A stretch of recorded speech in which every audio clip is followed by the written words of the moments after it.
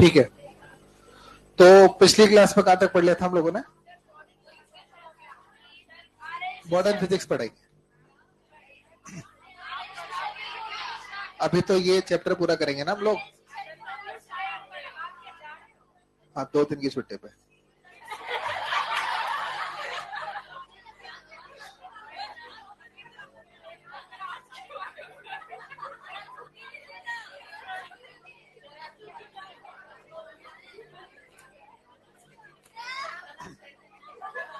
हाँ, कुछ कहना चाह रहे हैं आप लोग? क्या कहना चाह रहे हैं पहले बताओ।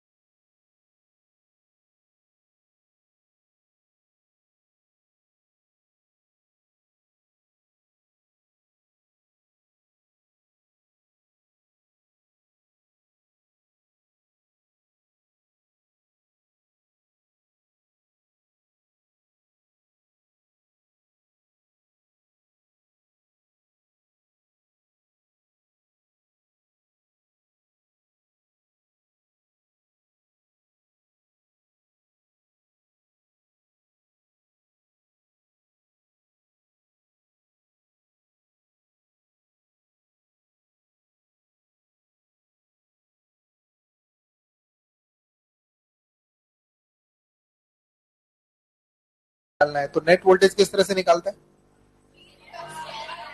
नेट वोल्टेज किस तरह से निकालते हैं भाई? इन तीनों वेक्टर्स का सम कर लेंगे, वेक्टर सम करके नेट वोल्टेज निकालेंगे। अब एक बात बताना बेटा, इनका वेक्टर सम किस तरह से करेंगे? सबसे पहले तो देखो, ये दोनों वेक्टर्स के अपोजिट है ना। पहले इन दोनों का रिजल्टेंट निकालेंगे। इन दोनों का रिजल्टेंट या तो VL माइनस VC या फिर VC माइनस VL, क्या दो ही चॉइस रहेंगी ना? चलो, अब जो भी रिजल्टेंट आएगा उसके साथ इसका पाइथागोरस हो जाएगा। तो यहाँ पर जो रिजल्टेंट आएगा वो आएगा under root of VR square plus VL minus VC या फिर VC माइनस VL का होल स्क्वायर। एक ही बात है वैसे, आप VL माइनस VC का स्क्वायर लिखो या VC माइनस VL का स्क्वायर लिखो, एक ही मतलब है, दोनों में कोई डिफरेंस नहीं है। ठीक है, अच्छा 2 केस लिए थे आपने, सॉरी 3 केस लिए थे। फर्स्ट केस आपका था VL more than VC, second case आपका था VC मोर देन VL, और थर्ड केस आपका था VC बराबर VL या VL बराबर VC, एक ही बात है। अच्छा, जब VC बराबर VL होगा तो XC बराबर XL भी होगा, और VC बराबर VL या XC बराबर XL, उस कंडीशन को आपने नाम दिया था रेजोनेंस। क्या नाम दिया था? अब रेजोनेंस कंडीशन में क्या क्या होता था आप जानते थे? रेजोनेंस कंडीशन में बोलो V और I के बीच फेज डिफरेंस 0 डिग्री, याद है आपको? दूसरी बात, पावर फैक्टर कितना था? 1। अच्छा, इम्पिडेंस का मिनिमम था, इम्पिडेंस की वैल्यू कितनी थी? मिनिमम था, और मिनिमम वैल्यू कितनी थी? R। करंट मैक्सिमम था, करंट की मैक्सिमम वैल्यू कितनी थी? V/R। Impedance minimum, current maximum, phase difference 0, power factor maximum, और 1 उसकी वैल्यू थी, याद है आपको? अच्छा, और जिस फ्रीक्वेंसी पर XL और XC दोनों बराबर हो जाते हैं ना, वो फ्रीक्वेंसी कहलाती है रेजोनेंस फ्रीक्वेंसी। रेजोनेंस फ्रीक्वेंसी का फॉर्मूला भी दिया था, रेजोनेंस फ्रीक्वेंसी का फॉर्मूला ओमेगा के टर्म में भी दिया था और FR के टर्म में भी दिया था। अब रेडियन पर सेकंड में ओमेगा, अगर आपसे रेडियन पर सेकंड में रेजोनेंस फ्रीक्वेंसी पूछे तो ओमेगा निकाल ले, और अगर हर्ट्ज में पूछे तो FR निकाल ले, और दोनों के फॉर्मूला दिए थे मैंने। ओमेगा R का फॉर्मूला था 1/√LC, और एफ आर का फॉर्मूला था 1/2 पाई अंडर रूट में एलसी। ये फॉर्मूला पिछली क्लास में मैंने आपको दिए थे, याद है? अच्छा, फिर आपने ना जेड एफ में और आई एफ में ग्राफ भी बनाया था। वो ग्राफ हालांकि बनाते समय अपने समझा भी था कि किस तरह से ग्राफ वगैरह बन रहे हैं, लेकिन ठीक है, एग्जाम में इतना टाइम तो मिलेगा नहीं अपने को कि उन ग्राफ को अपन सोच के फिर ड्रॉ करें, तो डायरेक्ट उनका शेप तो याद रखना ही पड़ेगा एग्जाम के लिए। तो ठीक है, यहाँ तो भी आपको समझाने के लिए मैंने आपको समझा दिया कि आप देखो जेड एफ का ग्राफ इस तरह से बन रहा है और आई एफ का ग्राफ इस तरह से बन रहा है, लेकिन एग्जाम में इतना टाइम मिलेगा नहीं अपने को कि अपन वो ग्राफ को सोच के बनाए। तो एग्जाम के हिसाब से क्या है, डायरेक्ट अपने को ग्राफ के शेप्स को याद रखना पड़ेगा। जैसे जेड एफ का ग्राफ ऐसे समझो वी शेप में ग्राफ है, जेड और एफ का कौन सा है, वी शेप, और आई और एफ का उल्टा वी वाला है ना। जेड एफ में वी वाला ग्राफ बनेगा, आई और एफ में उल्टा वी वाला ग्राफ बनेगा। ये बातें पिछली क्लास तक अपनी हुई थी, पता है आपको? चलो, अब उसके बाद में फिर कुछ क्वेश्चन हमने इस पर करना शुरू किए थे, एक ही क्वेश्चन किया था इनफेक्ट हमने। चले कुछ क्वेश्चन और करते हैं इस पर, हम आगे बढ़ाएं क्वेश्चंस को। चलो देखो, सर्किट ड्रॉ करो पहले तो आप मेरे साथ।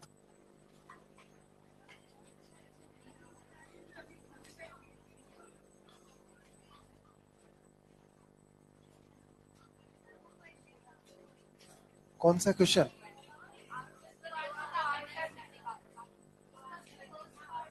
अच्छा, उसका एक ही पार्ट हुआ था क्या?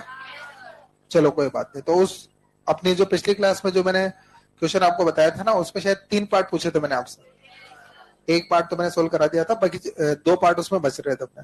कोई बात नहीं, वो भी निकाल लेते। एक बार आप सब लोग इधर देखें, बोर्ड पे देखेंगे, बातें नहीं करना है ना। देखो, जो सर्किट दे रखा था वो कुछ इस तरह का सर्किट था आपका, ठीक है भाई। अच्छा, ये कितना था, 20 ओम। ये कितना था, सॉरी, ये 10 ओम था, ये 20 ओम था, और ये 10 था। कुछ इस तरह का डेटा इसमें था। पहला सवाल था, मैंने यहाँ पर कुछ वोल्ट मीटर एमीटर लगा रखे थे, उनकी रीडिंग पूछी थी। और दूसरा क्वेश्चन आपका ये था कि फेज डिफरेंस निकाला था वी और आई के क्रॉस, याद है आपको? चलो बताओ, सबसे पहले तो सेकंड वाला पार्ट, क्या फेज डिफरेंस निकालने का आइडिया किसी के पास है? कितने बच्चों के दिमाग में फेज डिफरेंस निकालने का कोई फॉर्मूला चल रहा है, बताओ। फेज डिफरेंस निकालने का फॉर्मूला बोलो, कैसे निकालते हैं ना फेज डिफरेंस? क्या टेन फाइव का फॉर्मूला होता है? और बोलो, टेन फाइव का फॉर्मूला होता है एक्स अपॉन आर। अगर सर्किट में एक ही रिएक्टेंस हो तो एक ही लेंगे, और 2 रिएक्टेंस हो तो दोनों का नेट लेंगे। आपके पास एक रिएक्टेंस है कि दो रिएक्टेंस है? एक्सएल के भी है और एक्सी भी है, क्या नेट लेंगे ना? अब याद करो, फेजर डायग्राम अगर आपके दिमाग में है तो याद करो, एक्सएल आता है ऊपर और एक्सी आता है नीचे, तो नेट रिएक्टेंस क्या बनेगा, XL minus XC. Net reactance का एक्सएल माइनस एक्सी रहेगा। चलो यार, याद तो है आप लोगों को, 3-4 दिन का गैप हो गया, फिर भी याद रख लिया आप लोगों ने। तो बोलो, टेन फाइव का फॉर्मूला बोलो क्या हो गया, XL minus XC divide by R. क्या ये फॉर्मूला बनेगा? अच्छा बोलो, एक्सएल कितना बना, 20, एक्सी कितना, 10, और आर भी कितना, 10। क्या बोलो, टेन फाइव इक्वल टू 1 आ गया? और टेन फाइव 1 कब होता है, जब, हाँ वेरी गुड, जब फाइव की वैल्यू कितनी होती है, π/4। तो बोलो, क्या फाइव की वैल्यू क्या π/4 रेडियन के बराबर हो गई ना? तो फाइव आ गया π/4 रेडियन। और फाइव अगर आपने निकाल लिया तो मेरे हिसाब से पावर फैक्टर निकालना कोई बड़ी बात नहीं है। बोलो, पावर फैक्टर क्या होता है, cos फाइव। तो cos π/4, और cos π/4 इज 1/√2। ये सेकंड और थर्ड आंसर हो गया। जो क्वेश्चन पिछली क्लास में करा था ना हमने, उसका सेकंड थर्ड आंसर लिख दो बेटा।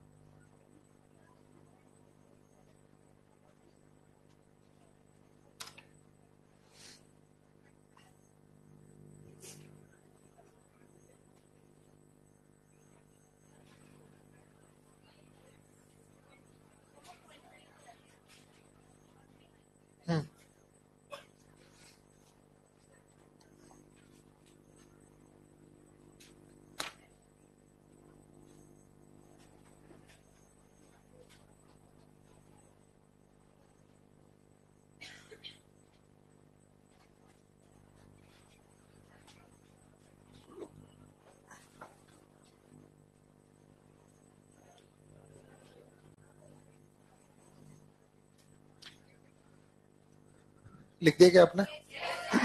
ठीक है, तो अगला सर्किट डायग्राम बोर्ड पे बना दिया मैंने। दो चीजें फाइंड करेंगे इसमें। फर्स्ट आप लिखेंगे impedance of the circuit, impedance of the circuit, और सेकंड नंबर पे फाइंड करेंगे amplitude of the current in the circuit. First है आपका इम्पिडेंस ऑफ द सर्किट और सेकंड नंबर पे है amplitude of the current in the circuit.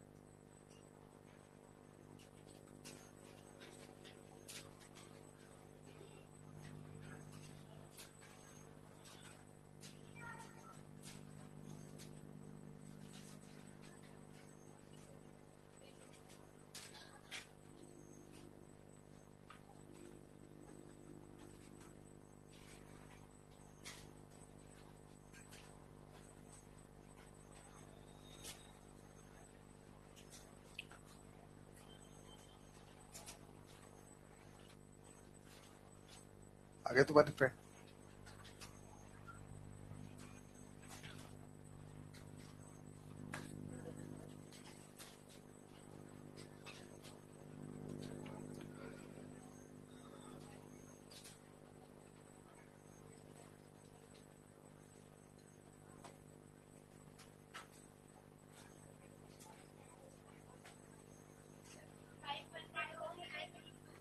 पहले वाले का 500 हो, सेकंड वाले में √2/10। हाँ ठीक है, सोल्व करो इसको। √2/10 को थोड़ा सोल्व करके आंसर दो। 0.14 एम्पियर। दोनों आंसर सही है। अभी कितने बच्चों ने आंसर निकाल लिया, जल्दी बोले हम। अच्छा चलो एक बात बताओ, ध्यान से सुनना। देखो जो पिछली क्लास में मैंने क्वेश्चन आपको दिया था ना, उसमें तो आर एक्सएल और एक्सी था। कैसे पहचाना सर आर एक्सएल और एक्सी था? ओम में थे, यूनिट देकर पहचान लिया। अच्छा यहाँ पर ये आर एक्सएल एक्सी नहीं है, आर एल और सी है, यूनिट देकर पहचान लिया। हेनरी में लिखा है मतलब एल है, और माइक्रोफेरेड में लिखा है, फेरेड में लिखा है मतलब वो सी है। अच्छा तो बताइए, ध्यान से सुनना, सर्किट देखते जेड लिखना तो आ गया होगा आप लोगों को। कितने बच्चे जेड लिख सकते हैं बताओ? इस वाले सर्किट का जेड का फॉर्मूला क्या रहेगा? √r² plus XL minus XC square. तो मेरे हिसाब से आपको पहले तो एक्सएल निकालना पड़ेगा, फिर एक्सी निकालना पड़ेगा, फिर फॉर्मूला में वैल्यू डालना पड़ेगा। बोलो कितने बच्चे इसमें एक्सएल निकाल के दे सकते हैं? एक्सएल की वैल्यू क्या निकाल देंगे ना? देख बेटा, अगर एक्सएल आपको निकालना है तो बोलो एक्सएल का फॉर्मूला क्या होता है? 2πfl। 2πfl क्या बोलो, इस एक्सएल का फॉर्मूला क्या 2πfl होता है ना? चलो ये वैल्यूज यहाँ पर पुट करते हैं। तो ध्यान से देखो, 2π बोलो, f की जगह 50/π और l की जगह 1। तो ध्यान से देखें आप लोग। तो अगर आप इसकी वैल्यू देखेंगे तो बोलो ये कितनी होगी? 100 हो गई। अच्छा उसके बाद अगर आप xc की वैल्यू देखते हैं तो xc आपके पास होगा 1/2πfc। तो ये आप देखो 1/2π, बोलो f कितना है? 50/π, और c कितना है बोलो? 20 × 10⁻⁻6। अगर सोल्व करेंगे तो ये आपके पास आएगा 500 ओम। ये XC की वैल्यू 500 ओम आ गई। अब एक बात बताओ, R मुझे बताइए, एक्सएल एक्सी मेरे पास आ गए, क्या जेड का फॉर्मूला लगा सकते हैं? बोल बेटा, जेड का फॉर्मूला क्या होगा? √r² plus XL minus XC है, जो भी एक्सी माइनस एक्सएल का होल स्क्वायर। आर की जगह तो क्या लेंगे आप? 300। तो ये तो जाएगा 300 का स्क्वायर प्लस ये हो जाएगा 500 माइनस 100 का होल स्क्वायर। अच्छा बताओ, ये क्या 400 है ना? तो सॉरी, अंडर में 400 का स्क्वायर प्लस 300 का स्क्वायर कितना? क्या 500 ना? तो ये आपके पास बोलो कितना जाएगा? 500 ओम। तो ये अच्छा, वैसे तो ना देखो 3 और 4 का पाइथागोरस 5 होता है, तो 300 और 400 का पाइथागोरस कितना होगा? 500। क्या ये बात क्लियर है? अच्छा उसके बाद एक बात और देखो बेटा, यहाँ पर ये तो जेड की वैल्यू आ गई ना। उसके बाद में आपको निकालना क्या है? लेकिन याद रखना, आई का एम्पलीट्यूड निकालना है। एम्पलीट्यूड को पीक वैल्यू बोलते हैं, और पीक वैल्यू निकालने के लिए अपन क्या करेंगे पता है? आरएमएस निकाल लेंगे और √2 से मल्टीप्लाई करेंगे। याद रखना, ये आरएमएस का पीक में और पीक का आरएमएस में कन्वर्जन बिल्कुल दिमाग में फिट हो जाना चाहिए आपका। मेरे पास जो फॉर्मूला है, जैसे आरएमएस के लिए मैंने फॉर्मूला लगाया और क्वेश्चन अगर पीक पूछ लिया तो कुछ नहीं करना है, आरएमएस जो भी निकला उसको √2 से मल्टीप्लाई करें। या मान लीजिए आपने पीक निकाल लिया और आरएमएस सही है तो √2 से डिवाइड कर ले। मैं आरएमएस निकाल के क्या √2 से मल्टीप्लाई कर लूं? तो अपने को प्रोसेस पता होना चाहिए कि किस तरह से काम कर रहे हैं। तो देखो बेटा, जो आई निकालेंगे ना, तो आई निकालने का बोलो फॉर्मूला क्या होगा, V/Z। V का आरएमएस बोलो 50 दे रखा है ना, Z आप निकाल के बैठ गए 500, तो ये आ गया 1/10 एम्पियर। बोलो आ गया ना। अच्छा, आपको ये तो आई का एम्पलीट्यूड था बेसिकली, सॉरी ये तो आई का क्या था, आरएमएस। आपको आई का पीक वैल्यू चाहिए, तो बोलो आई का पीक वैल्यू अगर चाहिए, एम्पलीट्यूड चाहिए, तो बोलो क्या होगा, √2 इंटू 1/10।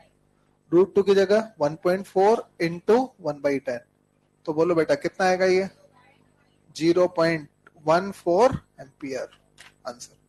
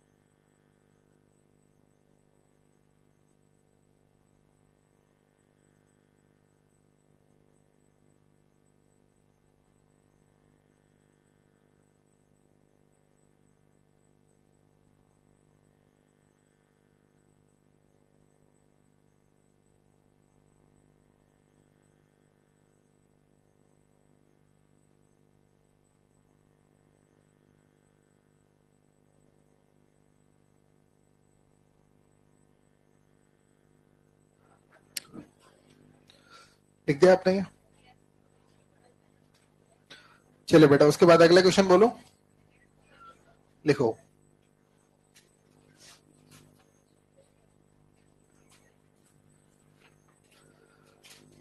अगला क्वेश्चन लिखेंगे, a series RLC circuit, a series RLC circuit is connected with AC source. Series RLC circuit is connected with AC source. Series RLC circuit is connected with AC source.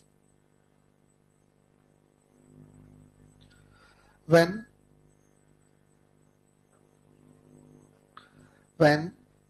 L is removed, when L is removed,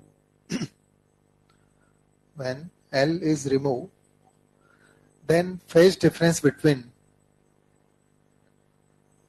V and I is π/4. Phase difference between V and I is π/4. Now C is removed.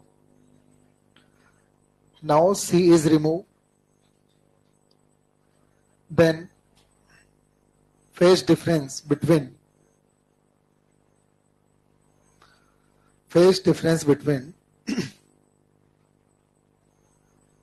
V and I is again π/4. Phase difference between V and I is again π/4. ठीक है। Find power factor of the circuit. Find power factor of the circuit.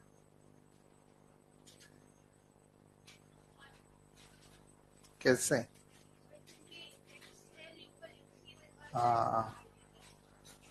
Resonance condition हो जाएगी इसमें, XL = XC हो जाएगा, resonance condition हो जाएगी इसमें। देखो आप, देखो कैसे करना है बेटा, वो देख लो एक बार आप इसको। तैयार है सब? चलिए, तो पूरा फोकस, पूरा अटेंशन बोर्ड पे रखना आप सब लोग, ठीक है ना। चलिए बोर्ड पे देखिएगा सब लोग आप। कैसे करना है इस क्वेश्चन को वो देख ले आप पहले। देखो, सबसे पहले ऐसे समझो कि हमारे पास एक RLC सर्किट है, ये R हो गया, ये L हो गया और ये C हो गया, ठीक है भाई, ये L और ये C, इसको आपने एक AC सोर्स के साथ जोड़ दिया। किसके साथ? दो काम करने हैं, एक बार L रिमूव करना है, एक बार C रिमूव करना है, दोनों काम कर लें एक बार। चलो एक बार L रिमूव करेंगे और एक बार C रिमूव करेंगे। सबसे पहले तो क्या रिमूव कर दो? L। तो पहले तो L को रिमूव कर दो, है ना, फिर बाद में किसको रिमूव कर दो? C को रिमूव कर दो। तो L इज रिमूव, बाद में C इज रिमूव। चलो L रिमूव करने के बाद सर्किट क्या बन जाएगा? बहुत बढ़िया, RC बन जाएगा। और C रिमूव करने के बाद ये सर्किट RL बन जाएगा। इसमें कोई डाउट है किसी को? अब एक बात बताओ, इसमें जो V और I का फेज डिफरेंस है वो कितना है? π/4। तो बताइए मैं इक्वेशन क्या बनाऊं? tan phi का फॉर्मूला क्या x/r होता है ना, तो tan π/4 इक्वल्स टू xc/r। यहां तो इक्वेशन नहीं बनेगी। अच्छा यहाँ क्या बनेगी जल्दी बताओ?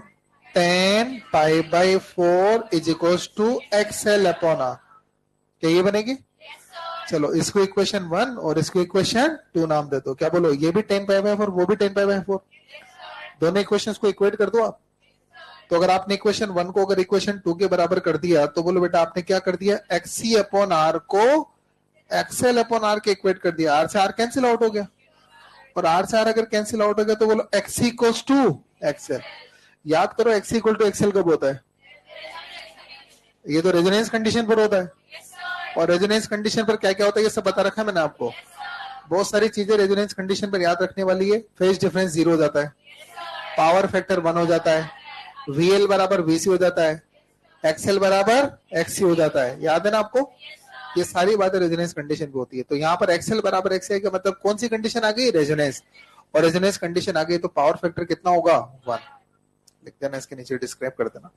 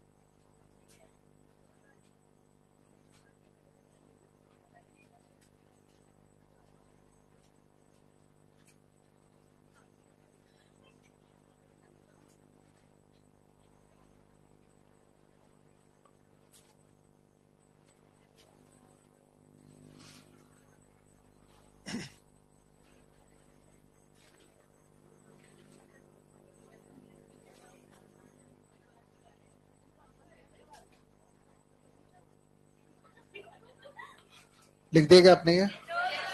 ठीक है। उसके बाद में आप फिर नेक्स्ट हेडिंग जो लिखेंगे, लिखो हाफ पावर फ्रीक्वेंसीज। अगला हेडिंग है आपका हाफ पावर फ्रीक्वेंसीज।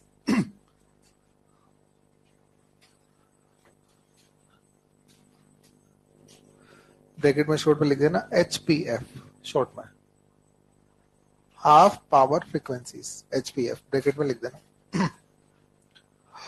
अच्छा देखो, हाफ पावर फ्रीक्वेंसीज मतलब HPF का मतलब क्या है, ध्यान से सुनना।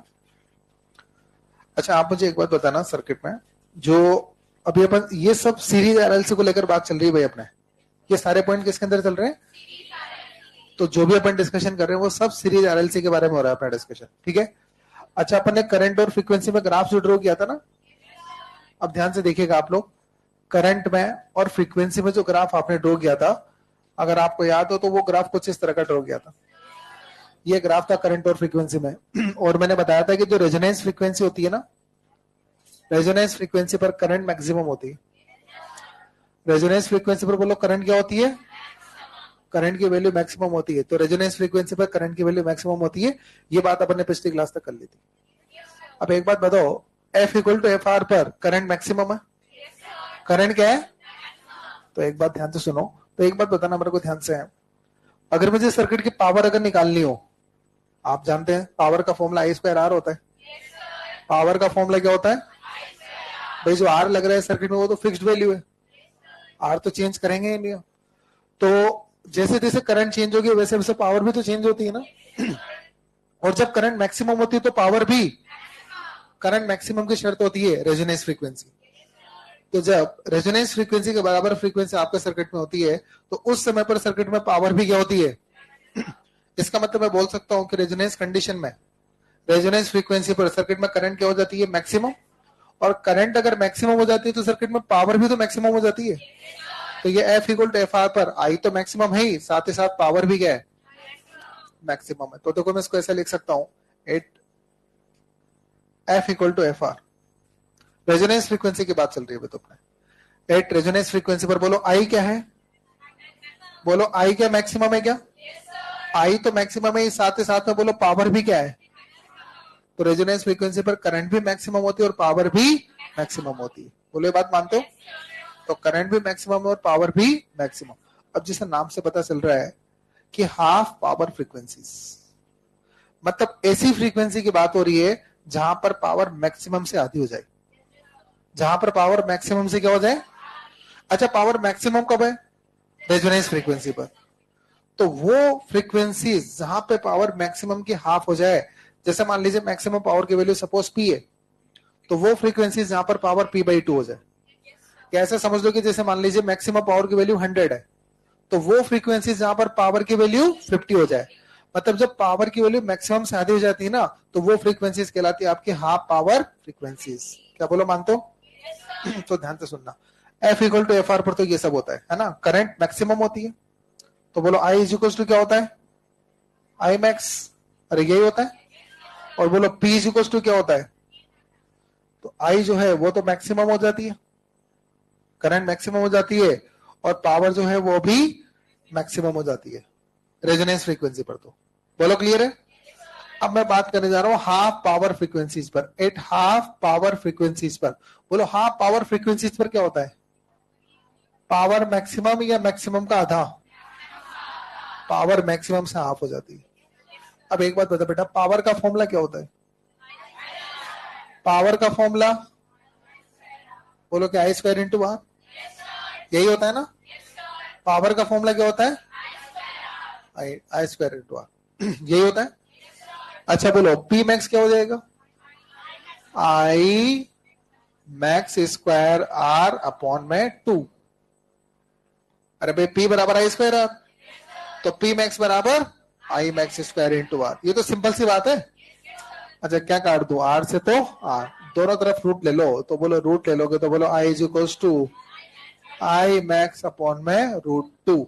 इसका मतलब हाफ पावर फ्रीक्वेंसीज पर पावर तो मैक्सिमम क्या होती है और करंट मैक्सिमम बाई √2 होती है।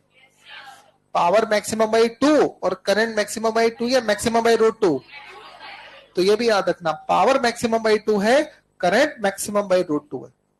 करंट मैक्सिमम बाई क्या है, अब ध्यान से सुनना आप लोग।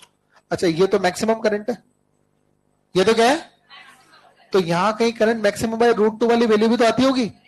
तो मान लेते हैं कि यहां पर करंट जो है वो मैक्सिमम बाई √2 हो गई, यहां पर करंट क्या होगी।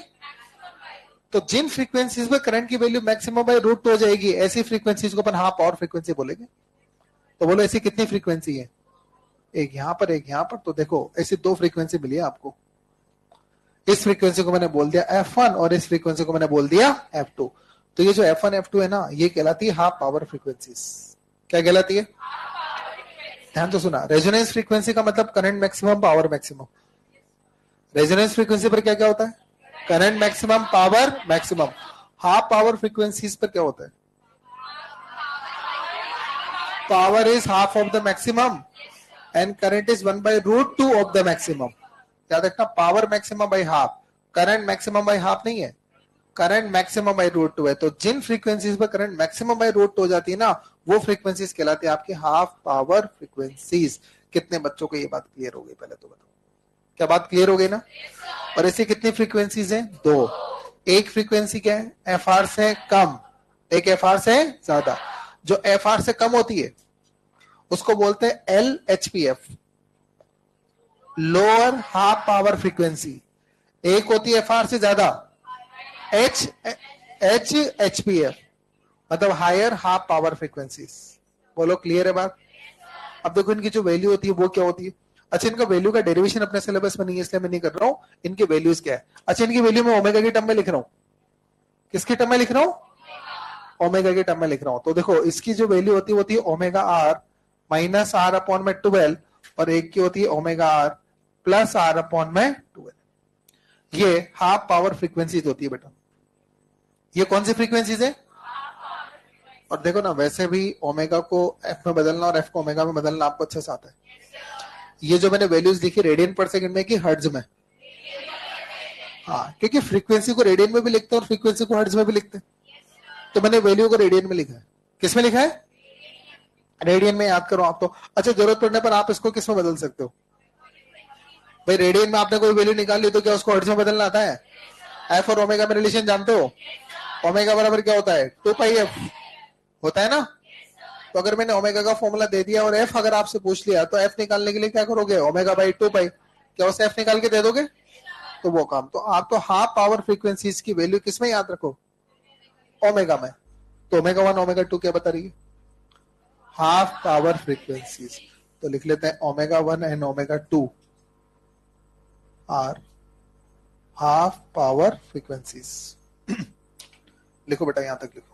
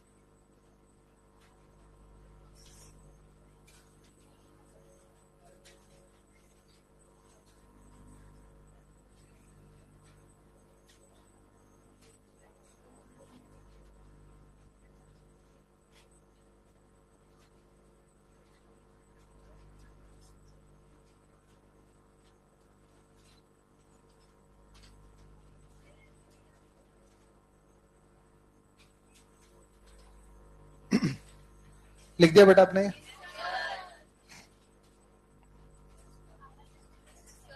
आरएमएस? नहीं नहीं नहीं नहीं, आरएमएस थोड़ी नहीं है। करंट की वैल्यू वेरी कर रही है।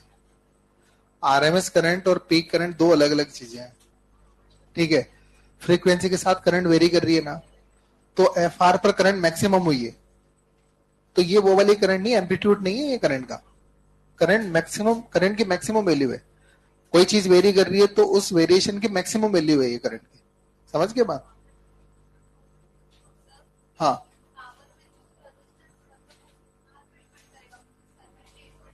आएगा पावर, अभी अलग आएगा, चिंता मत करो।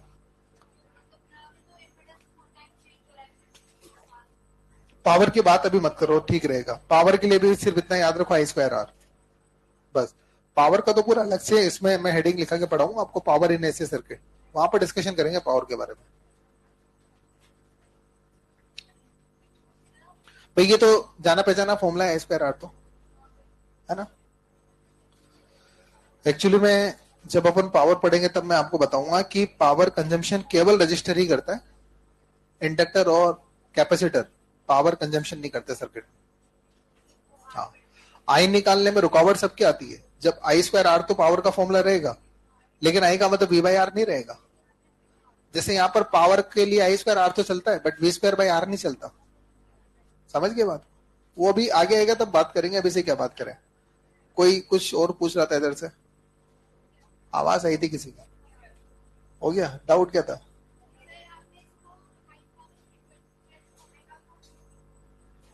ओमेगा को रेजोनेंस फ्रीक्वेंसी, हाँ कह सकते हैं ना, रेजोनेंस फ्रीक्वेंसी तो है ओमेगा।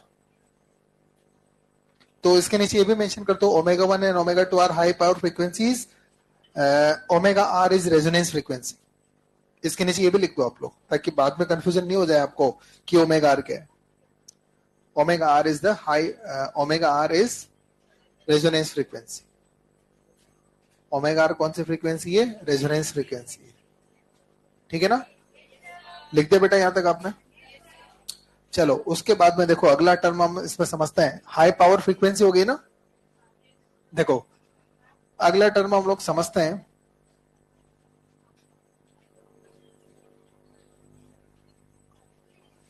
Band width. ये बैंड विड्थ क्या होती है पहले इसको समझते हैं। देखो ध्यान से सुनो, जो आपकी हाई पावर, सॉरी जो हाफ पावर फ्रीक्वेंसीज है ना, इनका डिफरेंस ना बैंडविड्थ कहलाता है। किसका difference? High power frequencies, half power frequencies का, सॉरी हाफ पावर फ्रीक्वेंसीज का जो डिफरेंस होता है ना, वो डिफरेंस क्या कहलाता है? बैंडविड्थ कहलाता है। जैसे ध्यान से सुनो, देखो एक हाई पावर, सॉरी एक हाफ पावर फ्रीक्वेंसी F2 है और एक F1 है। अच्छा ये दोनों के हाई पावर, हाफ क्या चल रहा है यार, ये F1 और F2 क्या है? Half power frequencies. इन दोनों का डिफरेंस क्या कहलाएगा? बैंडविड्थ। तो इसको ना बैंडविड्थ अपन बोलेंगे। BW से लिख दो इसको मैं, किससे लिख दो? तो देखो ध्यान से सुनो, इधर देखो बेटा आप लोग, है ना, तो जो बैंडविड्थ होती है ना, बैंडविड्थ, तो बैंडविड्थ को आप ओमेगा 2 माइनस ओमेगा 1 भी लिख सकते हैं, या फिर आप बैंडविड्थ को पता है क्या लिख सकते हैं?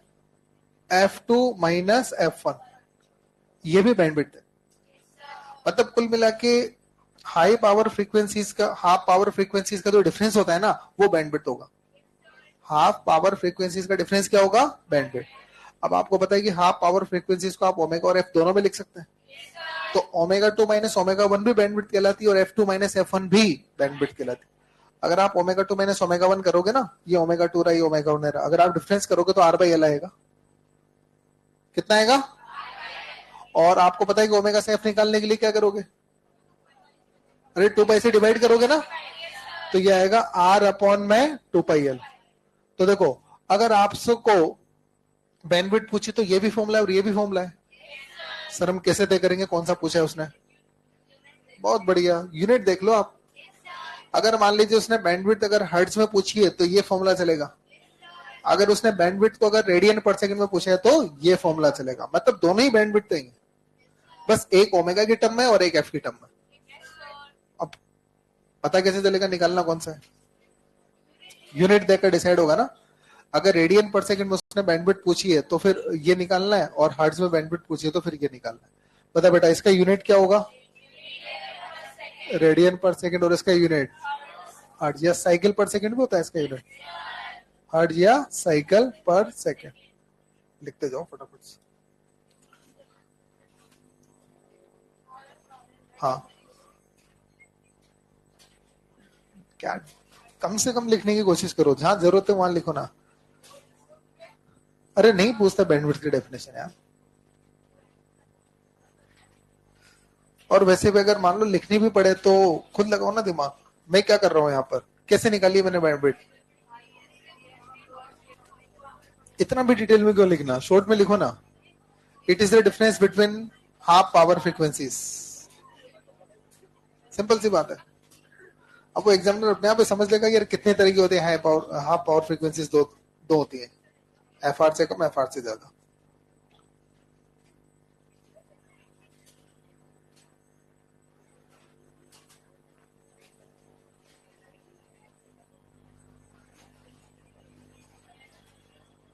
लिख दिया?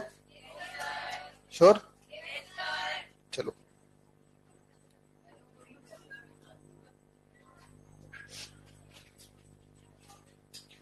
अच्छा, इस पर तो अपने नीट में क्वेश्चन में आया हुआ है।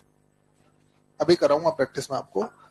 ये जो फॉर्मूला है ना, इस पर नीट में क्वेश्चन भी अपने आया हुआ है। अभी इससे प्रैक्टिस कराऊंगा, पहले मैं कुछ इन्फॉर्मेशन देता हूं आपको, फिर अपन क्वेश्चन प्रैक्टिस बाद में करेंगे। चलिए, उसके बाद में अगला पॉइंट आप लिखेंगे quality factor. Quality factor bracket में capital Q, quality factor bracket में कैपिटल क्यू।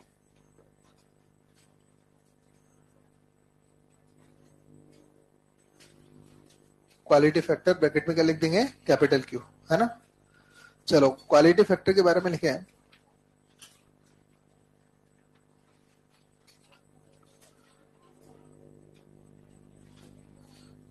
ठीक है, लिखे हैं क्वालिटी फैक्टर ब्रैकेट में कैपिटल क्यू। तो इसको ना क्यू फैक्टर भी बोलते हैं। क्या बोलते हैं बेटा इसको, क्यू फैक्टर। क्वालिटी फैक्टर एक ही मतलब है ना। हाँ, लिखे हैं Q factor of AC circuit, Q factor of AC circuit, Q factor of AC circuit gives idea about, Q factor of AC circuit gives idea about stored energy and lost energy. Q factor of AC circuit gives idea about stored energy and lost energy. Stored energy and lost energy. लिख दिया आपने, board पे देखेंगे अब आप। और जो Q factor की वैल्यू होती है ना, Q फैक्टर की वैल्यू वो होती है 2 पाई, और फिर से लिखो maximum energy stored per cycle upon maximum energy loss per cycle. लिखो आप इसको, लिखो फटाफट से लिखो। Q equals to 2 pi, Q equals to 2 pi maximum energy stored per cycle divide by maximum energy lost per cycle. 2 pi into maximum energy stored per cycle divide by maximum energy lost per cycle.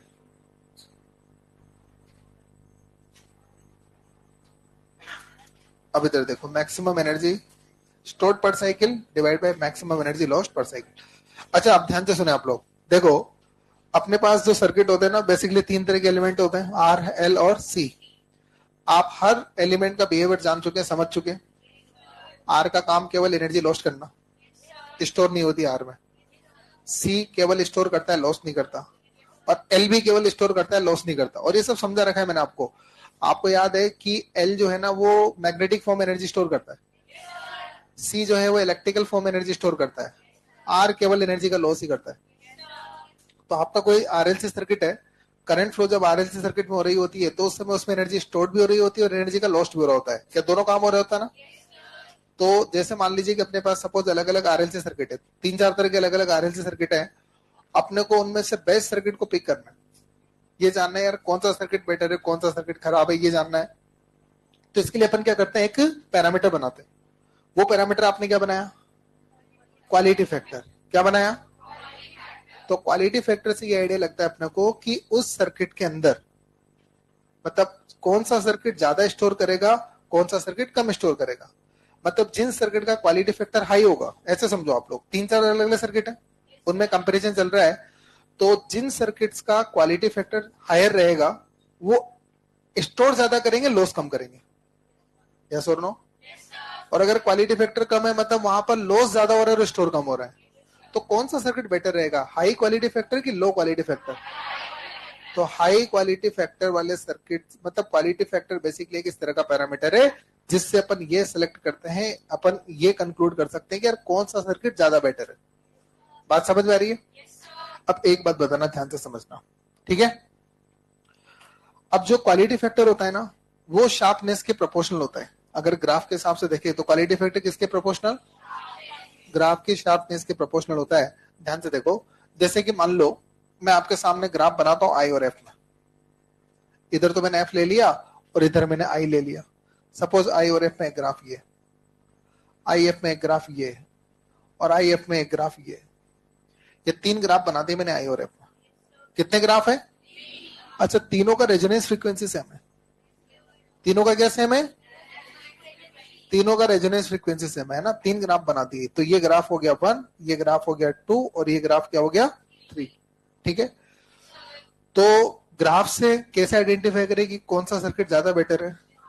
जिसकी sharpness ज्यादा है वो better circuit होता है, जिसका sharpness ज्यादा है वो क्या होगा? Better circuit. और सिंपल सी बात है यार, जिसकी शार्पनेस ज्यादा है उसका पीक वैल्यू, मतलब उसमें ज्यादा करंट आपको मिल रही है, और ज्यादा करंट अगर आपको उसमें मिल रही है तो उसमें पावर भी तो ज्यादा मिल रही है, मतलब ज्यादा शार्पनेस होगी तो सिग्नल में पावर भी तो ज्यादा रहेगी ना। भाई देखो सिंपल सी बात है, आपको एक सर्किट है जो कम पावर वाला सिग्नल दे रहा है, एक सर्किट से ज्यादा पावर का सिग्नल मिल रहा है, एक सर्किट में सिग्नल की पावर क्या मिल रही है? कम, एक सर्किट में सिग्नल ज्यादा पावर का मिल रहा है, तो बताइए बेटर सर्किट कौन सा है? जो सर्किट आपको ज्यादा पावर वाला सिग्नल प्रोवाइड करे। और बताइए पावर कैसे देखते हैं? शार्पनेस से, more the sharpness more the power more the quality, yes और नो? इसका मतलब मैं बोल सकता हूं कि जो क्वालिटी फैक्टर होता है वो ग्राफ के शार्पनेस के प्रोपोर्शनल, जितनी ज्यादा क्वालिटी फैक्टर उतना ज्यादा शार्पनेस, कम शार्पनेस मतलब कम क्वालिटी फैक्टर। क्या ये बात समझ में आ गई है? श्योर है आप लोग? इसमें कोई कंफ्यूजन किसी को? अच्छा अब एक बात और बताना मुझे, जैसे मेरे पास एक ग्राफ तो ये है और एक ग्राफ मान लीजिए कि ये है, ये 2 ग्राफ है आई और एफ। अच्छा दिख रहा है यार उसका क्वालिटी फैक्टर ज्यादा है, शार्पनेस ज्यादा है, इसका क्वालिटी फैक्टर कम है क्योंकि शार्पनेस कम है।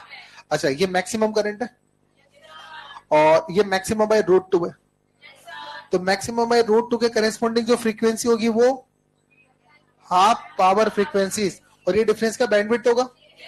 ये मैक्सिमम करंट है और ये मैक्सिमम बाय रूट 2 है, तो देखो इसमें तो ये बैंडविड्थ होगी और इसमें ये बैंडविड्थ होगी, तो बताइए बेटा बैंडविड्थ किसमें ज्यादा होगी? जिसमें शार्पनेस ज्यादा उसकी बैंडविड्थ कम। इसका मतलब और भी कंक्लूजन निकालते हैं, ध्यान से सुने, तो ज्यादा शार्पनेस वाले ग्राफ का बैंडविड्थ क्या रहेगा? कम, और कम शार्पनेस वाले का बैंडविड्थ ज्यादा। इसका मतलब मैं यहां से कंक्लूड कर सकता हूं क्या कि ज्यादा शार्पनेस में बैंडविड्थ कम रहेगी, ज्यादा शार्पनेस के केस में बैंडविड्थ कम, और बैंडविड्थ ज्यादा है तो शार्पनेस कम है।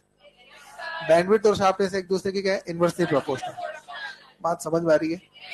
किस किस को ये बात समझ में आ रही है? देखो एक्चुअली में ये बैंडविड्थ कम होने का फायदा क्या है?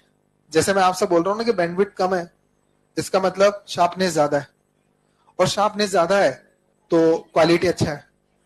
अब इसका क्या मतलब है मैं आपको थोड़ा सा डिटेल में समझाता हूँ, ध्यान से सुनना। जैसे कि फॉर एग्जांपल, अच्छा ये जो अपने एफएम रेडियो जो होता है ना, एफएम रेडियो, तो ये ना एक आरएलसी सर्किट होता है बेसिकली इनके अंदर। कौन सा सर्किट होता है? एक आर होता है, एक एल होता है और एक सी होता है। ये सी ना वेरिएबल होता है इनके अंदर।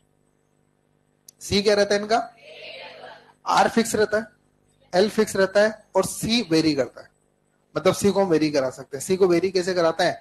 आपने कर देखा हो तो अपन क्या करते हैं कि एफएम को ऐसे ट्यून करते हैं ना, उसमें एक नॉब लगा रहता है, अपन नॉब को घुमाते हैं, तो नॉब को घुमाने से बेसिकली उसके अंदर का क्या होता है? सी चेंज हो रहा होता है।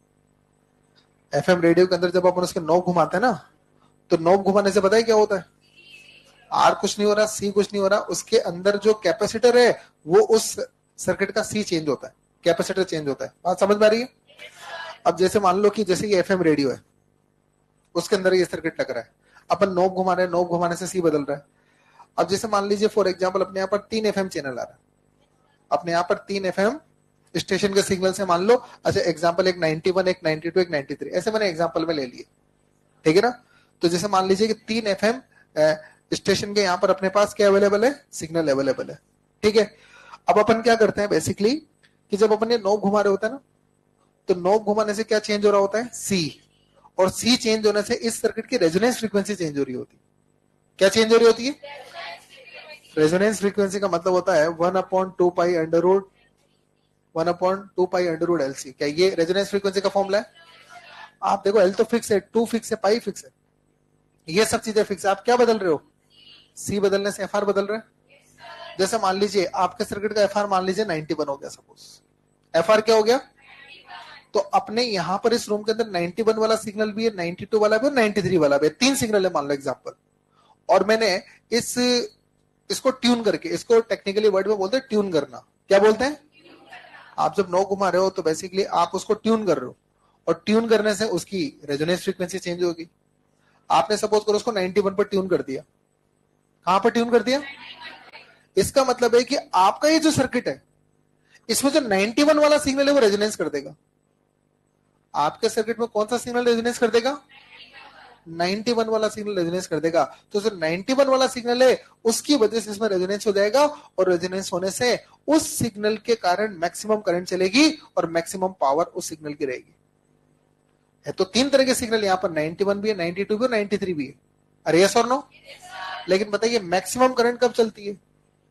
जब फ्रीक्वेंसी रेजोनेंस के बराबर होती है। यस और नो? तो यहाँ पर तीन सिग्नल है, 91 भी है, 92 भी है और 93 भी है। अच्छा 94 के कारण आप इधर देखो, आराम से देखो। जैसे मान लो ये आपके पास में ग्राफ है, अपने पास ये अपने पास किसी आरएलसी का ग्राफ है। सपोज उसकी रेजोनेंस फ्रीक्वेंसी मान लीजिए कि 92 है। सपोज रेजोनेंस फ्रीक्वेंसी कितनी है? तो 91 यहां कहीं होती होगी, 93 यहां कहीं होती होगी। इसका मतलब जो 92 वाला सिग्नल है उसकी पावर क्या रहेगी? मैक्सिमम। 91 वाले सिग्नल की पावर कम रहेगी और 93 वाले की भी कम रहेगी। यस और नो? अब एक बात बताना, ध्यान से सुनना। तो जिसकी पावर ज्यादा रहेगी वो सुनाई देगा, जिनकी पावर कम रहेगी वो नहीं सुनाई देंगे। यस और नो? अब एक बात बताना, जैसे मैं दो ग्राफ बनाता हूं, एक ग्राफ तो ये बना रहा हूं और सपोज करो कि एक ग्राफ में ये बना रहा हूं। सुनो, यहां पर है 92, यहां पर है 91 और यहां पर है 93। यहां पर है 92, यहां पर है 91 और यहां पर है 93। इसमें क्या है? 92 वाले की पावर ज्यादा है और 91 93 वाले की पावर बहुत कम है।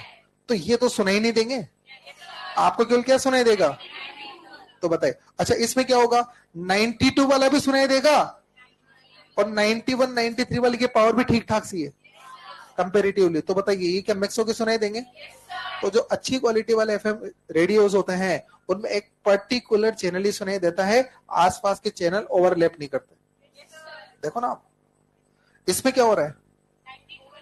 92 वाले के लिए पावर बहुत ज्यादा है और 91 93 के लिए पावर कम है। तो सिर्फ 92 वाला सुनाई देगा, ये दोनों रिजेक्ट मार देगा। केवल 92 वाला एक्सेप्ट किया। ये क्या कर रहा है? 92 वाला सुनाई देगा और साथ में थोड़े थोड़े 91 93 के भी सुनाई देंगे। तो यहाँ पर क्या होगी? मिक्सिंग रहेगी, सिग्नल्स में ओवरलैपिंग रहेगी। कई बार अगर आपने देखा हो तो एक साथ जैसे एक पर्टिकुलर चैनल पर या पर्टिकुलर फ्रीक्वेंसी पर से दो दो सिग्नल मिक्स होकर सुनाई पड़ता है। देखा आप लोगों ने? तो बताइए ये बेटर है कि ये बेटर है? ये वाला बेटर है क्या? ये वाला बेटर है? इसका मतलब इसको बोलते हैं बेटर ट्यूनिंग। तो हाई क्वालिटी फैक्टर उन सिग्नल्स का रहेगा जिनमें शार्पनेस ज्यादा होगी। और शार्पनेस ज्यादा होने का फायदा क्या है? एक पर्टिकुलर फ्रीक्वेंसी वाले सिग्नल्स को हाई पावर दे देंगे, बाकी फ्रीक्वेंसी वाले सिग्नल्स की पावर बिल्कुल लो रख देंगे। तो एक पर्टिकुलर फ्रीक्वेंसी सुनाई देगी, आसपास वाली फ्रीक्वेंसी रिजेक्ट हो जाएगी। इनको एक्सेप्टर सर्किट भी बोलते हैं। एक पर्टिकुलर फ्रीक्वेंसी एक्सेप्ट कर रहे हैं, बाकी रिजेक्ट मार रहे हैं। क्या बोलते हैं इनको? Acceptor circuit. कितने बच्चों के बात समझ में आ रही है? तो बताइए ज्यादा क्वालिटी फैक्टर मतलब ज्यादा शार्पनेस, ज्यादा शार्पनेस का मतलब कम बैंडविड्थ। ये बेटर ट्यूनिंग और ये खराब ट्यूनिंग। तो हाई क्वालिटी फैक्टर वाले सर्किट में ट्यूनिंग क्या रहती है? बेटर। मतलब एक पर्टिकुलर फ्रीक्वेंसी को ट्यून करने पर वो सुनाई देगी, बाकी रिजेक्ट हो जाएगी। ये बात क्या क्लियर है आपको? श्योर है आप लोग? अच्छा तो देखो इधर, तो यहां पर अपन ऐसा लिख सकते, अभी ग्राफ मत बनाना एक बार के लिए ना, ये ग्राफ अब इसके नीचे बना लेंगे अपन लोग। तो यहां पर लिख सकते हैं, बोलो हाई क्वालिटी फैक्टर का मतलब क्या समझे? बोलो हाई क्वालिटी फैक्टर का मतलब क्या क्या? शार्पनेस क्या है, ज्यादा या कम? शार्पनेस ज्यादा। हाई क्वालिटी फैक्टर मतलब शार्पनेस ज्यादा। अच्छा हाई क्वालिटी फैक्टर मतलब बैंडविड्थ के बारे में क्या विचार है? बैंडविड्थ क्या कम होगी ना? बैंडविड्थ क्या होगी? कम। मैं फिर बोल रहा हूं, अभी मैंने समझा दिया, दोबारा से इनको समझना नहीं। मतलब घर पे जाके दिमाग मत लगाना कि शार्पनेस ज्यादा बैंडविड्थ कम, ये नहीं सोचना, डायरेक्ट याद रखना अपने को। एग्जाम में इतना टाइम मिलेगा नहीं और रिलेट भी नहीं कर पाओगे, फिर आप लोग परेशान हो जाओगे, उल्टे सीधे आंसर निकलेंगे फिर, है ना? अभी समझा दिया, डायरेक्ट याद रख के जाना एग्जाम। हाई क्वालिटी फैक्टर में शार्पनेस क्या रहेगी बेटा? ज्यादा। बैंडविड्थ क्या रहेगी? कम। अच्छा बेटर ट्यूनिंग भी बोल सकते हैं इसको, बेटर ट्यूनिंग। लिख दो फटाफट से। और देखो एक एग्जांपल, उसके बाद ये एग्जाम, अच्छा सुनो, पहले ये लिखना बाद में ग्राफ लिखना। जैसे ये देखो, आप इधर एक बार देखो, जैसे ये वाला ग्राफ देखो। अच्छा देखो मैंने तीन ग्राफ बना दिए ना। अच्छा, ये circuit 1, circuit 2, circuit 3, 3 RLC circuit है, तीनों का ग्राफ बना दिया मैंने। आप मुझे इस ग्राफ को देखकर बता सकते हो कि यार किस सर्किट का क्वालिटी फैक्टर ज्यादा है, 3 का कि 1 का? 3 का। क्योंकि आप जानते हैं कि Q proportional to sharpness, quality factor क्या शार्पनेस के प्रोपोर्शनल होता है ना?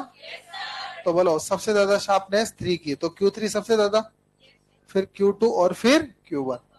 ये हो गया आपके पास। क्या ये बात क्लियर है?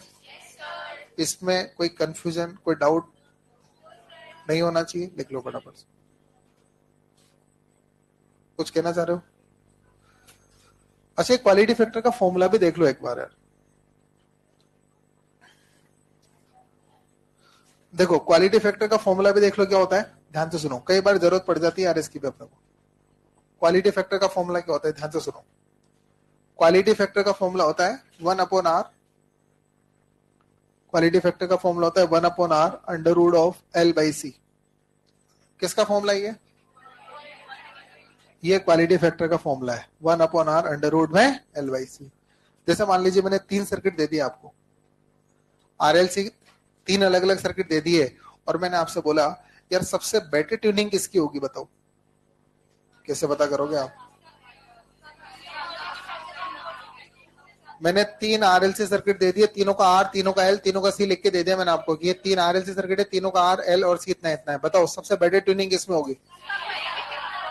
जिसका क्वालिटी फैक्टर ज्यादा होगा। अब क्वालिटी फैक्टर तो ग्राफ देखकर कंपेयर करो या फिर वैल्यू से कंपेयर करो।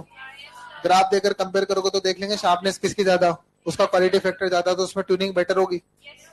और अगर मान लीजिए मैंने तो कोई ग्राफ वगैरह नहीं बना के दिया, मैं तो, और ऐसा नीट में आ चुका है ऐसा सवाल अपना, आर का, एल का और सी का वैल्यू देकर मैंने पूछ लिया कि बताइए सबसे बेटर ट्यूनिंग वाला सर्किट कौन सा है, तो कैसे पता करेंगे? क्वालिटी फैक्टर की वैल्यू निकाल के पता करेंगे। और क्वालिटी फैक्टर में निकालने के लिए फॉर्मूला रहा आपके पास 1/r अंडर रूट में LC। ठीक है, इस फॉर्मूला में आर का, एल का, सी का वैल्यू डाल देंगे। 3 सर्किट तो 3 बार क्यों निकाल लेंगे।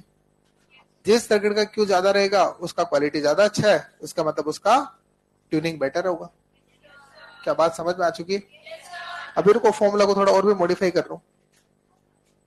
देखो फॉर्मूला को थोड़ा सा और भी मॉडिफाई कर दे, कोई बुरा तो नहीं मानेगा। चलो इधर देखो आप लोग, ये हो गया L/C, देखते जाओ आप लोग। अच्छा मैं क्या कर रहा हूं, इसको L से मल्टीप्लाई और L से डिवाइड कर देता हूं। कोई दिक्कत तो नहीं है? ऊपर क्या हो गया, बाहर आके L बन गया। अरे बोलो बन गया ना? अच्छा ये क्या हो गया, 1/√, में LC। ये कुछ जाना पहचाना यार, दिस इज ω/r। क्या ω/r हो गया ना? तो देखो Q क्या बन गया आपके पास, ये वाली टर्म तो क्या बन गई, ω/r। तो ω/r into L divide by R। अच्छा पता है ω/r इंटू L क्या होता है, XL, at resonance divide by R। भाई एक्सएल भी कब का एक्सएल है, ये रेजोनेंस का, क्योंकि ω/r रेजोनेंस फ्रीक्वेंसी है ना, तो ये एक्सएल भी रेजोनेंस पर है। ω/r नॉर्मल फ्रीक्वेंसी की रेजोनेंस फ्रीक्वेंसी, तो ये एक्सएल है, लेकिन नॉर्मल एक्सएल की रेजोनेंस पर एक्सएल। और मैंने तो सुना है कि रेजोनेंस कंडीशन पर एक्सएल और एक्सी बराबर होते हैं। तो रेजोनेंस का अगर एक्सएल है तो मैं इसको लिख सकता हूँ रेजोनेंस का एक्सी डिवाइड बाई आर। तो किसका फॉर्मूला हो गया आपके पास, क्वालिटी फैक्टर को लिखने का फॉर्मूला हो गया। हुआ कि नहीं हुआ? तो क्वालिटी फैक्टर हो गया सर्किट का, लिख दो फटाफट से इसको।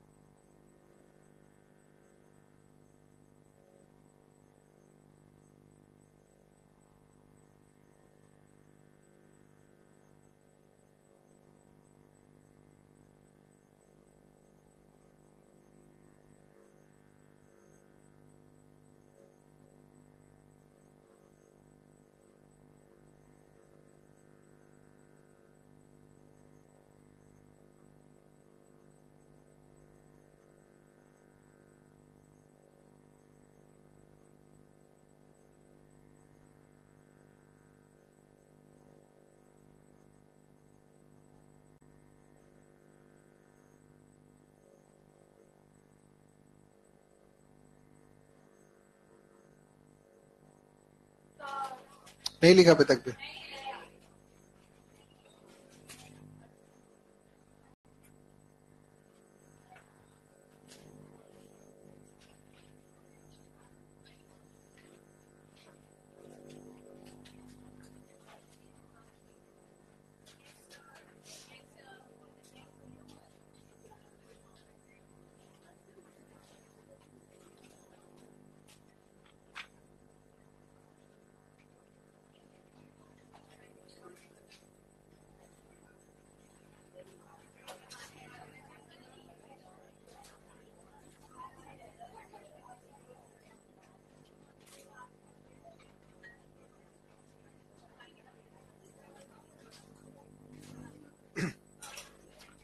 अब मैं कुछ क्वेश्चंस पूछूं आपसे इस पर।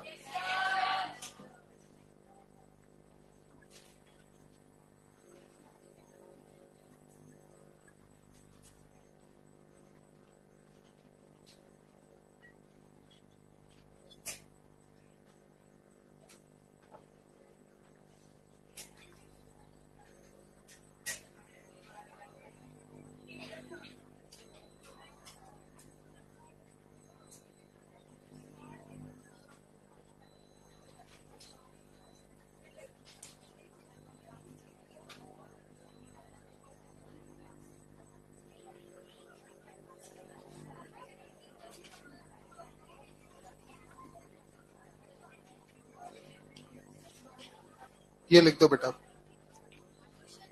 हाँ, ये डायग्राम बना लो पहले तो आप सब।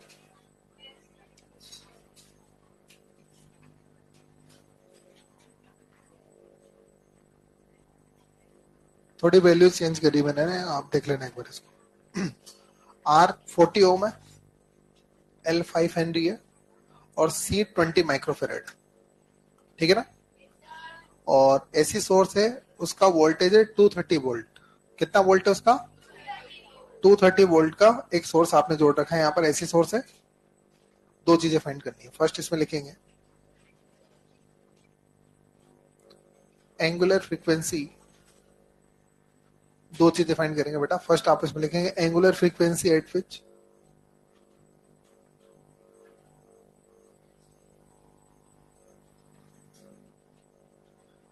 angular frequency at which current in circuit is maximum. Angular frequency at which current in circuit is maximum. दूसरा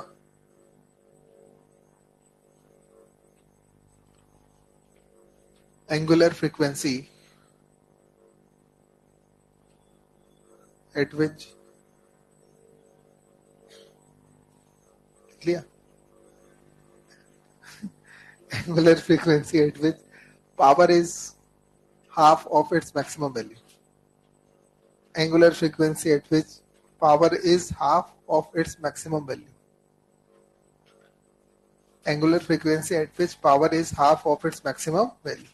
अच्छा, बस मुझे समझा दो कि पहला सवाल क्या पूछा जा रहा है। बहुत बढ़िया, रेजोनेंस फ्रीक्वेंसी पूछ रहा है।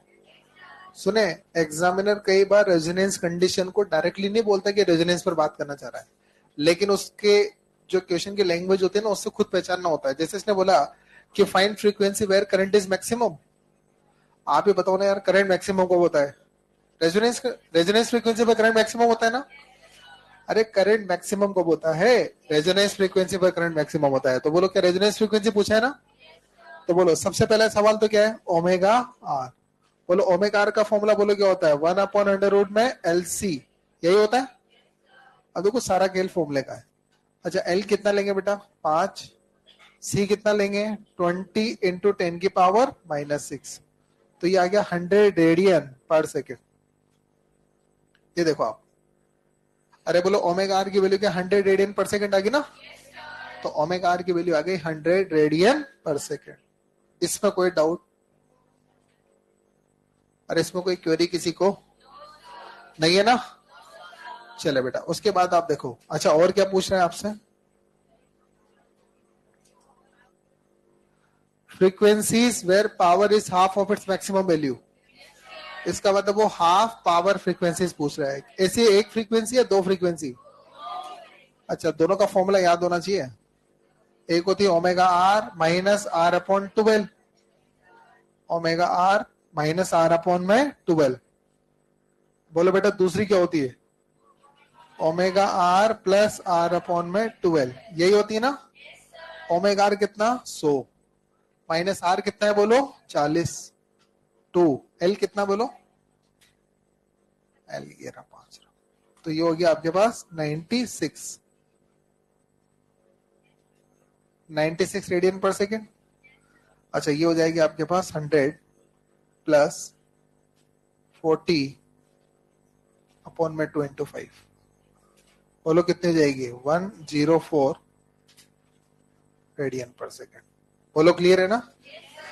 तो ऐसी दो फ्रीक्वेंसी होगी, एक तो 96 रेडियन पर सेकेंड और एक 104 रेडियन पर सेकेंड, जहां पर पावर मैक्सिमम का क्या होगी, हाफ होगी। क्लियर है ये बात? कोई कंफ्यूजन किसी को?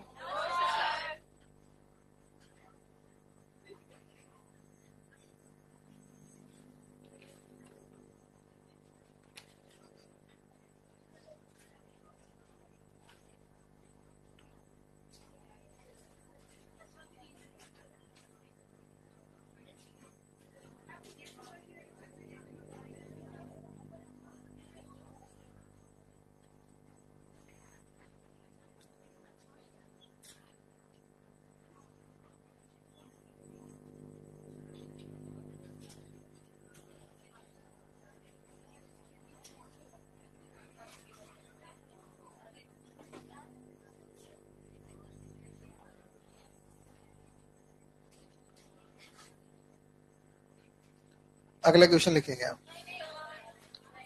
अगला क्वेश्चन लिखेंगे।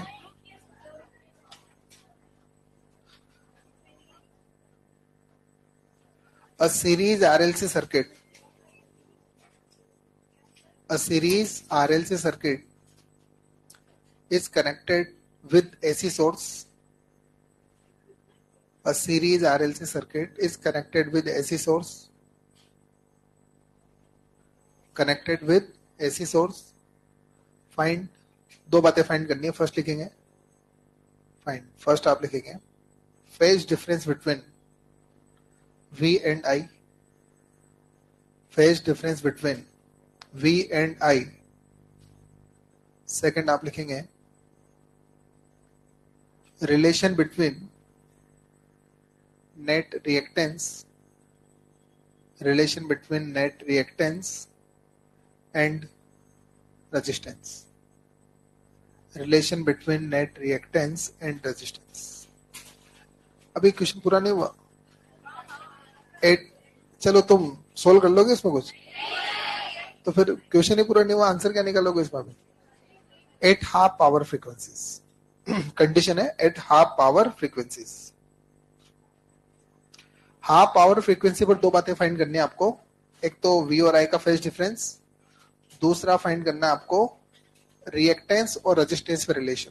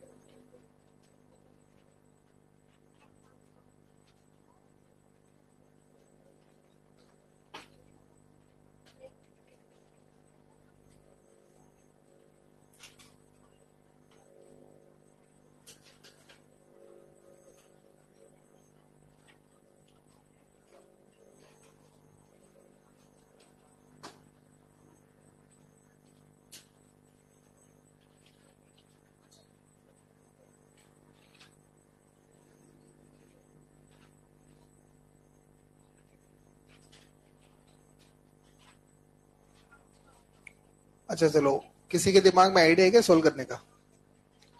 कितने बच्चे सोल्व कर सकते हैं बताओ इस क्वेश्चन को? नहीं, कोई चांस नहीं है, सही में नहीं सोल्व कर सकते। चलो कोई बात नहीं। अच्छा पहले तो बताओ हाफ पावर फ्रीक्वेंसी पर क्या होता है? करंट मैक्सिमम का हाफ होती है, या ऐसे भी कह सकते हो कि करंट मैक्सिमम बाय √2 होती है। बस ये जो कंडीशन है इसको अपन आप आगे बढ़ाओगे ना, तो आपको आर और जेड में रिलेशन मिल जाएगा, और आर और जेड में जो रिलेशन आएगा उससे कोस निकल आएगा। बस इधर देखो, मैं समझाता हूँ। एक बार आप सब लोग इधर देखो बेटा, ध्यान से सुने। एक बार पूरा फोकस और पूरा ध्यान आपका बोर्ड की ओर होना चाहिए। ध्यान से सुन ले पहले आप लोग, है ना। एक्चुअली मैं क्वेश्चन क्या बोलना चाह रहा हूँ और क्वेश्चन क्या है, ठीक है। सबसे पहले तो देखो आप लोग कि क्वेश्चन ये बोल, अच्छा बताओ, हाफ पावर फ्रीक्वेंसी पर क्या होता है बेटा? आई की वैल्यू क्या हो जाती है? I max by root to.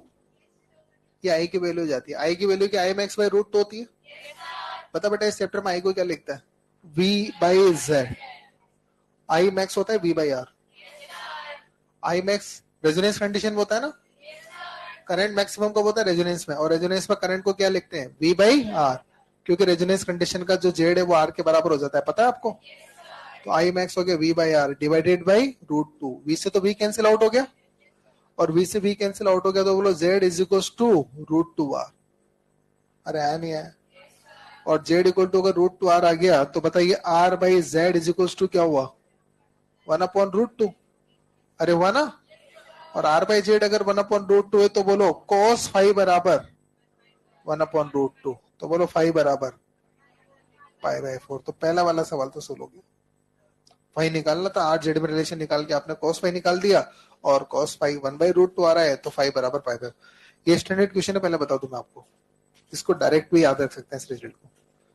इस क्वेश्चन के जो दोनों रिजल्ट्स हैं वो डायरेक्ट याद रखेंगे तो फायदे में रहोगे, ठीक है। चले उसके बाद देखो सेकंड नंबर का क्वेश्चन क्या बोलना चाह रहा है।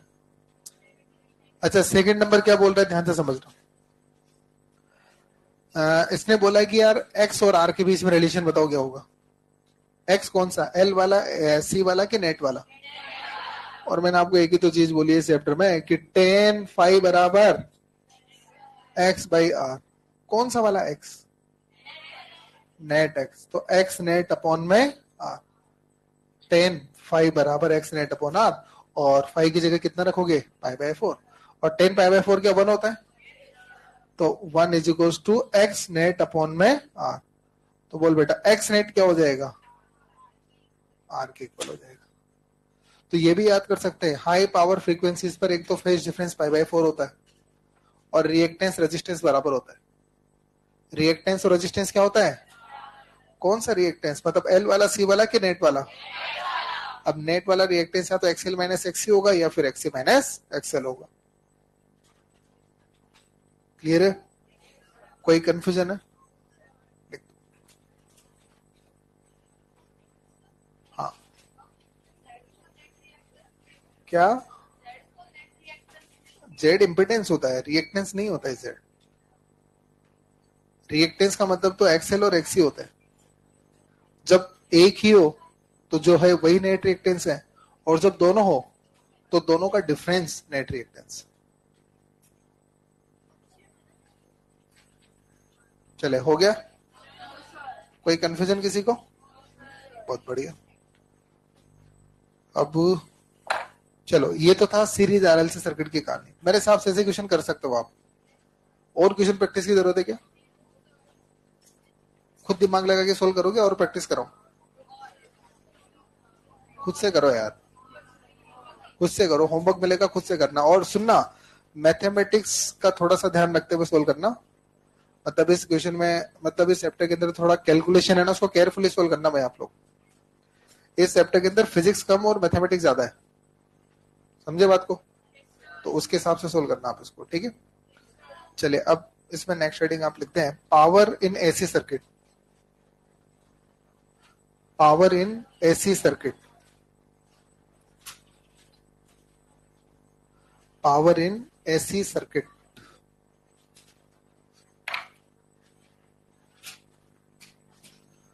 चलिए पावर इन एसी सर्किट, तैयार है सब लोग? चलो देखो पावर के बारे में बात करते हैं। अच्छा वैसे तो आप सब लोग जानते ही हैं कि किसी सर्किट में V और I का जो मल्टीप्लाई होता है ना, उसको पावर बोलते हैं हम लोग। ये तो पहले से पढ़ते हैं, कोई नई बात है कि आपके लिए? V इंटू आई क्या कहलाती है सर्किट की? पावर। तो आपको किसी भी सर्किट में अगर ये देखना है कि कितना पावर कंजम्पशन हो रहा है, तो सर्किट के वोल्टेज को और करंट को मल्टीप्लाई कर दीजिए, आपको सर्किट में पावर कंजम्पशन मिल जाएगा भाई। ऐसे तो मिलता है पावर कंजम्पशन।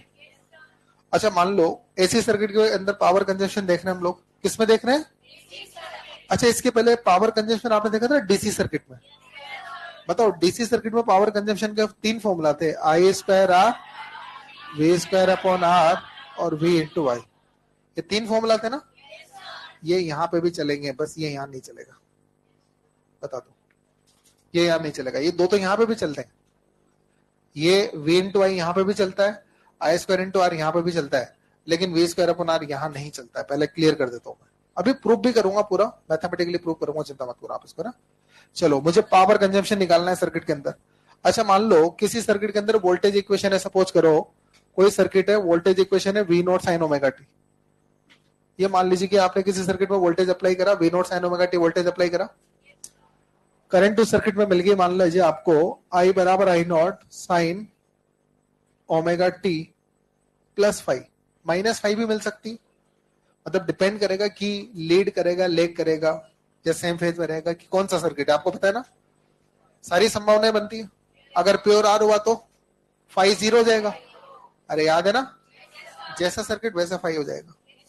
समझते हैं आप लोग इस बात को? चलिए ठीक है, तो देखो ये V और I की इक्वेशन मैंने लिख दी यहाँ पर, ठीक है। चलिए अब सबसे पहले तो मैं बात करता हूं यहाँ पर, अच्छा आप लोग इस बात को समझते हैं, सबसे पहले तो बात करता हूं इंस्टेंटेनियस पावर की। कौन सी पावर? सबसे पहले इंस्टेंटेनियस पावर के बारे में बात करते हैं। अच्छा एक बात बताना, ये वोल्टेज का कौन सा वैल्यू है और ये करंट का? ये वोल्टेज का इंस्टेंट लिख पा रखा है सब मैंने। इस चैप्टर के स्टार्टिंग में मैंने इक्वेशन ली थी x equal to x naught sine omega T, याद करो। अरे यार ये जो v है ना, ये टाइम के साथ फिक्स है कि चेंज हो रहा है? हर अलग अलग इंस्टेंट पर अलग अलग वैल्यू है ना, तो ये किसी पर्टिकुलर इंस्टेंट का वैल्यू है v, तो v is instantaneous value, v naught is the peak value, v naught by root 2 is RMS value. यार अब चैप्टर एंड होने जा रहा है, ये तो पता होना चाहिए कम से कम आप लोगों को, इस पे गलती नहीं करना है। सबसे पहले कौन सी पावर की बात कर रहे हैं? Instantaneous power. तो देख बेटा, जो इंस्टेंटेनियस पावर होती है ना, इंस्टेंटेनियस पावर होती है, उसको कैसे लिखते हैं बोलो? आई इंस्टेंटेनियस इंटू वी इंस्टेंटेनियस। किससे लिखेंगे इसको? आई इंस्टेंटेनियस इंटू वी इंस्टेंटेनियस। तो वी और आई का जो मल्टीप्लाई होगा ना, ये वी और ये आई, इनको मल्टीप्लाई कर दो, आपके पास इंस्टेंटेनियस पावर आ जाएगी। अच्छा चलो वी और आई को अगर मल्टीप्लाई करेंगे तो बोलो क्या आएगा, जल्दी बोलो, मल्टीप्लाई करो। V naught I naught sine omega T sine omega T plus 5, ये इंस्टेंटेनियस पावर आ गई। क्या बोलो, मामला क्लियर है? इसमें कोई डाउट किसी को? चलो इंस्टेंटेनियस पावर आ गई। अच्छा उसके बाद में पीक पावर निकाल रहे हैं। चलो पीक पावर, कितने बच्चे पीक पावर बता सकते हैं सर्किट में? बताना पीक पावर को किस तरह से कैलकुलेट करें। अगर पीक पावर अगर कैलकुलेट करनी है तो बोलो peak voltage into peak current. Peak voltage कितना है? V naught. पीक करंट कितना है? I naught. This is the peak power. अच्छा उसके बाद आरएमएस पावर, और भी नाम होते हैं इसके, वर्चुअल पावर भी बोलते हैं इसको, virtual power, apparent power.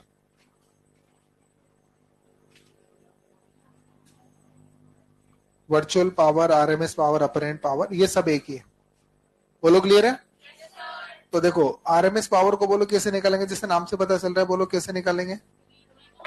We R M S into I R M S, ऐसे निकालेंगे, सिंपल सी बात है। बोलो वी आर एम एस कितना होगा? V naught by root 2। I R M S बोलो कितना होगा? I naught by root 2। तो ये हो जाएगा V naught I naught divide by 2। तो ये आपके पास में कौन सी पावर हो जाएगी? RMS power. उसके बाद आप निकाल रहे हैं एवरेज पावर। अब ध्यान से देखना सब लोग, अब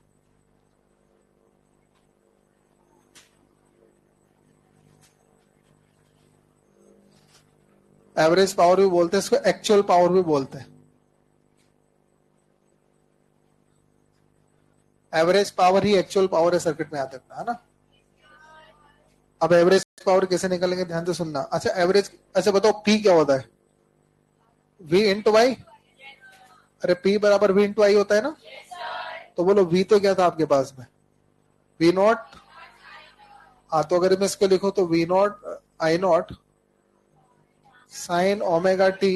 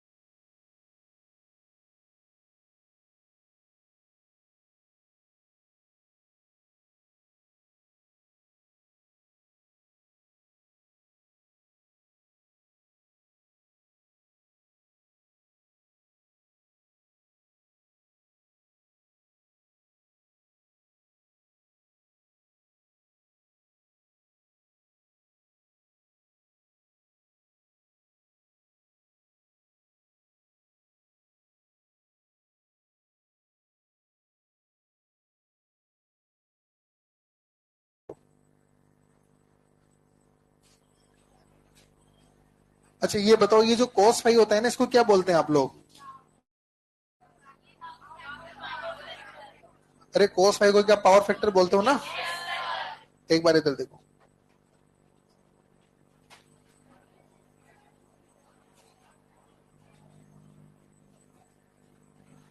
पावर फैक्टर। अच्छा बोलो किसको पावर फैक्टर बोलते हो? cos phi. इधर देखो, ध्यान से सुनो, ये क्या है और ये क्या है? RMS power. तो मैं cos फाई को क्या एवरेज पावर अपन आरएमएस पावर लिख सकता हूँ? तो मैं लिख सकता हूँ कि cos phi is equal to, मतलब पावर फैक्टर जो होता है वो बोलो cos फाई होता है ना, तो इसको मैं लिख सकता हूँ कि एवरेज पावर आरएमएस पावर। और आप पावर फैक्टर का फॉर्मूला तो जानते ही हैं, आर बाई। इस पर और भी बात करेंगे बट अगली क्लास में करेंगे ना। लिख दो आप।